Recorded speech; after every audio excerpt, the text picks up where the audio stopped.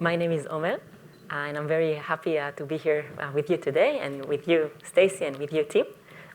Together, we will run for the next 25 to 30 minutes cyber incident simulation, a live one on stage, and get to learn a lot from both Stacey and Tim from their experience and your insights regarding an effective cyber incident response management. My name is Stacey Cameron. I am the Chief Information Security Officer for Halcyon, which is an anti-ransomware company. Tim Brown here. I'm the CISO for SolarWinds. We will start our live simulation with actually getting to know the company we'll be role-playing today, Orvion Dynamics. Meet Orvion Dynamics AG, a trusted partner in industrial automation, proudly headquartered in Basel, Switzerland, specializing in smart control systems for high reliability sectors like pharmaceuticals, aerospace, and semiconductors. Orvion empowers manufacturers to monitor and manage their operations with precision. As a publicly traded company with 6,000 employees across 4 continents, we deliver seamless firmware updates and real-time visibility through our cloud-based OrvaCore platform. Built on innovation, dependability, and deep sector expertise, Orvion Dynamics, the engine behind the world's most critical production environments. Perfect. So we're today Orvion Dynamics, and as we just saw, we are headquartered in Basel, a publicly traded company, and what basically we do is that we provide organizations with platforms for monitoring and precision control, and of course remote management of distributed manufacturing systems. One thing important to know is, was also mentioned in the video, is that our customers, well, a lot of them are actually heavily regulated and also very big. So it's something to take in consideration regarding all different types of attacks that can happen to us. And beside that, we'll tell you that Orvion has just partnered with Halcyon, a unique anti-ransomware company that actually started to phase roll out their capabilities on top of Orvion's devices. We do it 20% each month, and if we are right now around the middle of September, so we can know we are about 30% into the process, means some endpoints are basically protected and some are not yet. In addition, Orvion has started to onboard to Cytactic platform and actually make sure the relevant team members from the different fronts on the different domains that are taking part in the cyber incident management are onboarding and ready to actually operate together. Last, we'll say before we start our scenario that Orvion has also prepared a playbook on top of the cyber incident response management platform that actually already embedded response controls with Halcyon in it in their playbooks as well. And with that saying, we can start. So our story begins. Today's morning, internal support engineers of Orvion actually opened their laptops and got this ransom note on their screens. And it says, Orvion, we've locked your firmware deployment systems. Your update pipeline is under our control, and client endpoints are within reach. Pay $6 million in crypto within the next 48 hours, or we trigger irreversible damage. This is real. You've seen the impact already. At this stage, I'd like to ask you, Tim, from your experience, who should be informed in your organization? And in general, what's the value of a predefined escalation process in an organization? Yeah, absolutely. So, this one is the question of it's real or not is there, right? But it sounds like it's somehow that information got onto a machine. So somehow that request got onto a machine. So you got to take it seriously from that start. So in that situation, what I would do is I would contact my executive team, say, hey, something's going on. Something might be in trouble here. We're just starting this investigation, but here's a heads up. So I really do need that onboarding people. I need to know how to contact them. In the case of my incident, it was Saturday morning, right? How did I get all the players together on a Saturday morning? I got lucky, right? I had cell phones for people who had cell phones for people who had cell phones for people, and we were able to establish a team very quickly. But again, since they've been coded on the platform, we now have who to be able to get into the right, get the right people in play to be able to start having the discussions of what we do next. Thank you very much, Tim. And with that being said, we see that also Orvion decides to start manage the incident on top of the cyber incident response management platform. And luckily enough, it has prepared in advance a playbook according to its risks that also is aimed for ransomware attacks, and actually decides to use it in real time. And we can see that in a few clicks, the playbooks that we know from today that are many times statics actually become operational on top of a dynamic platform and looks at the incident response management from a multidisciplinary point of view. So besides the very, very important, of course, teams of the IR, cybersecurity, and the I team, there are also the communication and the legal and the finance and so on teams, making sure every different stakeholders and every different teams know from very beginning of the incident management what they need to do and who they need to do it with.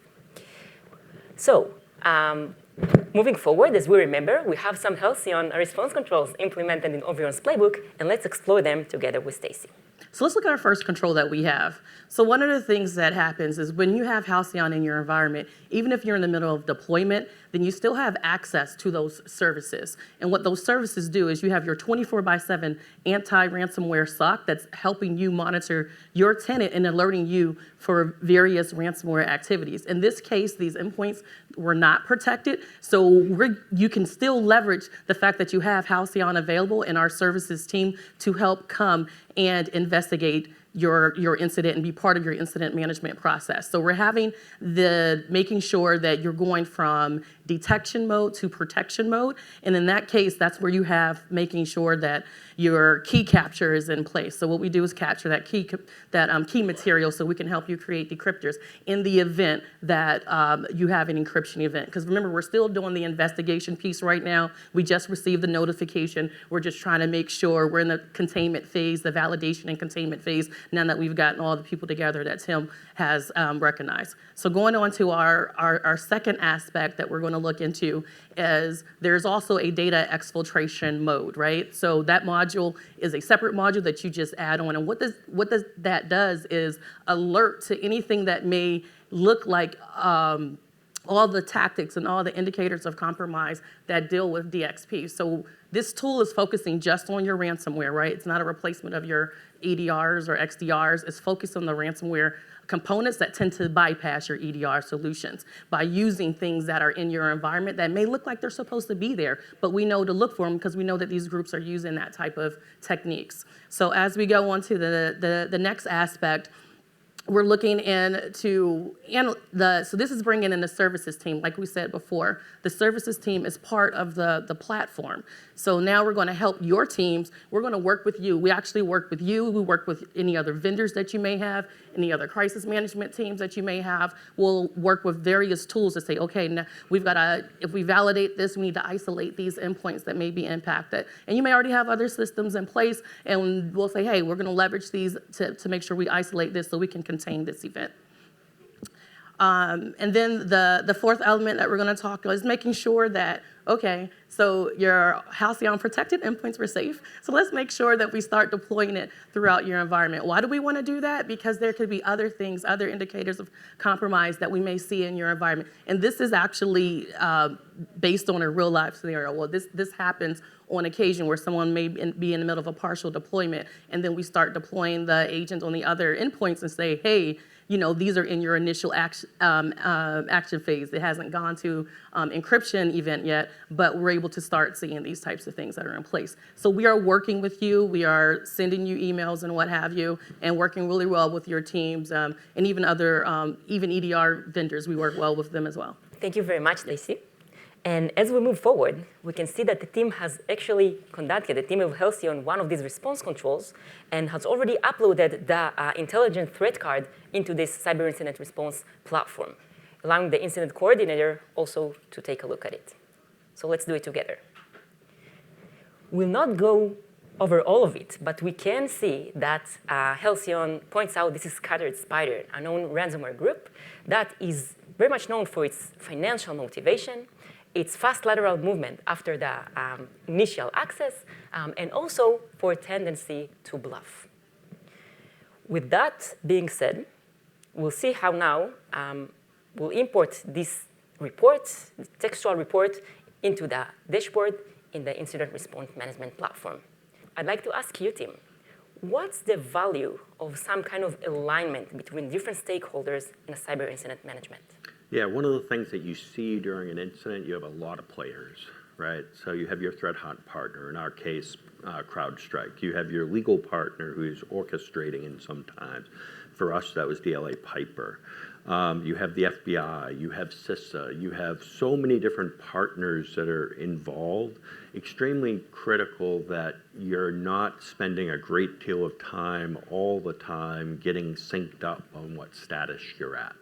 So having a platform that gives you a single source of truth, having a platform that says, here's what our status is. What we ended up doing is having a meeting between everybody at 9 o'clock every night, 10 o'clock a board meeting.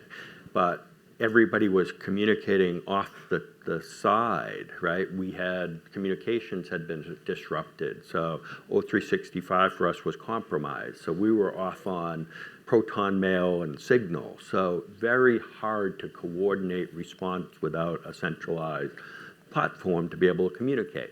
Because again, everybody is doing their own thing. So how do you get people organized? How do you get people moving on the right direction? How do you get people assigned to different tasks and following those tasks? A platform helps a great deal with all of those. Amazing. Thank you very much, Tim. And I'll connect us again to our scenario. We still have a decision to make, right? We have the attacker approaching to us, and we need to decide whether we engage with them or not. So from your point of view, would you engage with the threat actor? Yeah, in general, the best course of action is to always engage because you can engage and buy yourself time. So there's a little bit of downside for not engaging whatsoever. So if you engage with them, you can start understanding maybe who they are. You can start understanding a little bit of details. You can start understanding, hey, do these guys have a good reputation? Believe it or not, ransomware providers have good reputation sometimes. So you can start scoping it. So ignoring them is not the right case. So there's usually a little bit of downside to be able to at least start a conversation, but you want to do it with knowing some things, having some knowledge of who's going to engage and doing it the right way. Thank you very much also for your advice, Tim. Orvion decides also to use the decision support tools on top of the platform and actually follow a structured way to make sure they follow the relevant considerations regarding, in general, dilemmas, strategic dilemmas, but also whether to engage or not. And we can see here that, just like Tim said, the tool is also actually recommends to negotiate, and this time in order to gain more time and hopefully more data regarding the threat actor. Right. And then from the Halcyon aspect of it, what we're doing is we're working with your teams. We have the services folks and the ransomware analysts in the background. So we're combing the dark web. We are giving you that input so you can make decisions on what to do next. We're looking at your endpoints. We're looking into the details of the type of binaries that we may be seeing in that aspect of it. And then, of course, once you have a group identified, you kind of know they have the same pattern that they're using, right? So they're using whether they're using Dragonforce or the various type of tools that you'll see, or Lockpick or what have you. So a lot of those things you'll start seeing because these groups may disband, and it's a whole business. It's a whole business ecosystem, right? Yep. So they disband, and then somebody go gets a job someplace else. And they have, even Tim was talking about, some of them are very reputable. They have customer support, right? So we have that in business. So those aspects that we're able to give you that information based on the research that we're constantly doing every day on these types of groups based on what's happening in your environment. And then that's when we'll reach out to Tim with some information, and then Tim will be able to make some decisions. Once we were very focused in negotiating or thinking about negotiating with the threat actor or not, actually the world outside continues moving forward. And we realize right now we've been approached by one of our customers, Pharmax, which is a pharmaceutical company, and actually tells us that they were approached by the attackers, and that the attackers told them, look, we have actually attacked Orvion. We know that they are supplying you with the system, and you should know about it. Our customers now are very worried and actually approach to us, to Orvion, in order to understand what exactly happened. We actually see, that Cytactic's platform, according to this stage, also advises the company to assess actually incident materiality and regulatory disclosure obligations. In case they actually decide to do so, they actually can also conduct it on top of the platform using the risk assessment model that helps with the materiality assessment, as well as using the disclosure hub to create real-time disclosures to the relevant regulators. We're 28 hours into the incident now, and let's see what's happening. I must understand what is going on. Does this breach our SLA? We saw the message claiming firmware compromise. Are we affected? Have you informed regulators? So at this point, once again, we're 28 hours into the incident and have not yet creating our messaging strategy. Tim, from your perspective, having so many stakeholders of the board and the internal employees and the customers and the vendors, what would be an effective way to actually manage the messaging, the communication front of the cyber incident management? Yeah, so a lot depends on the situation, right? Regulated business or not. Can you communicate? Can you not communicate? What are your legal ramifications? So there's a lot of factors that go into determining whether you can communicate at this stage or not, or you just have a holding statement. But you definitely should have prepared documents and have those documents ready to be able to push out. So really between the platform and your legal counsel and your external legal counsel, you collaborate between that. It's not a completely here's all the answers, because I don't think anything could give you all the answers because there's so many subtleties. Thank you very much, Tim. What we can see here on top of the platform, like you mentioned, is that Orvion decides to use the messaging hub model that actually hopefully helps her to manage the messaging front. And we can see here that this model basically takes the attributes, what's known so far about the incident, together with some questions that help to integrate both the strategy and some of the things that we want to say or don't want to say, and actually create the different messages to different purposes. So for example, here, we can see how the PR statement is being easily and swiftly conducted, of course, ready to review by the communication lead, but hopefully much more reduces the time it takes to conduct this type of messages and also help with the accuracy of them. In addition, we'll be able to see how it's also posted to the board, so to deny the, let's say, type of problem that sometimes arise with the contradictions between messaging of different stakeholders. Yeah, one of the things that the platform becomes is your source of truth and your record of everything that you've done during an incident. So that's always extremely important to have is full records so that you can look back at them, when necessary. Okay, and now we have a forensic breakthrough. We found the root cause. Let's see what it is.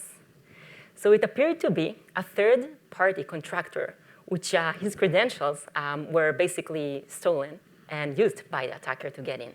Unfortunately, they did not have an MFA, what made it easier, of course, to the attacker to get in.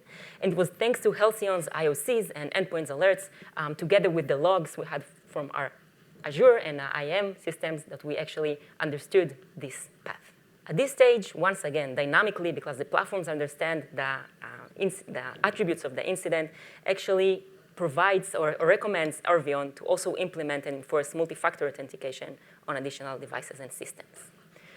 And we move forward, and what happens next is the attacker approaches once again to Orvion, telling them, we see this negotiation is going nowhere. Stop stalling. $3 million more, or it goes public, because we have also exfiltrated contacts, support logs, and internal emails. And now we're facing what many times happen in ransomwares, which is the double extortion attempts of the attackers. And for that, Stacey, what would be your recommendations for organizations to do at this stage? Hey, good thing you got the Halcyon platform installed, right? So there is a DXP model. So what that does is it alerts on, there's various types of phases getting to the exfiltration, right? So you have to, typically what they're doing is they're installing things like exploiting your notepad, or exploiting your remote management tools, or exploiting like your vulnerable drivers. Things that your environment thinks should be in place that may not be recognized by some of your other tools. So that's one of the things that we're looking for. And there's things like even sort of your C2 sites that are known to not be malicious, that are being used maliciously. So things like trycloudflare.com. You may think that's supposed to, like that tunneling aspect within your environment, you may not know what's happening there, but we know to look for it because we know that this is what these groups are doing. So that is where it's really beneficial that our SOC and our team, our RISE team, that's our research team that's working with you to say, hey, we're starting to see these things in your environment. However, we did notice that we're at this phase and there actually may not have been exfiltration at this moment. So those are things that you can get. Is that on this one or next one? Mm-hmm. Okay. Those are things that you'll be able to see visibly within the platform. And what happens is, and like I said, this has happened in real life, we're coordinating back with your CISOs and IT directors and your teams, and you can ask all the questions you want. And some of these instances, for instance, one of the things that I talked about was with the actual console. This is a screenshot from the console that you'll be able to see.